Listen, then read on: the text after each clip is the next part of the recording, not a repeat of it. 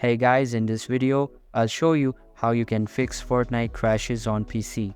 So make sure to watch till the end and let's get started.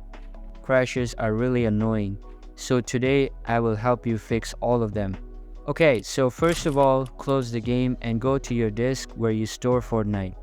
For me, it's disk D, but for you it's probably C disk. Then click on the folder containing Fortnite. Now press Fortnite again, go to Fortnite game binaries, Win64 and find easy anti-cheat and make sure not to mix it up with this one. You got to click easy anti-cheat command, now where you see easy anti-cheat setup. Make sure you run it as an administrator and just click repair, and after you're done, press finish. Now go back and find Battle Eye and double click it where you see uninstall ballet.batch. Double click it and it's gonna ask, do you want to uninstall this? Press yes once and press OK. Now you want that installed. So press install battle.bat and that's it. And if it's not letting you to install or uninstall, make sure to run this as an administrator.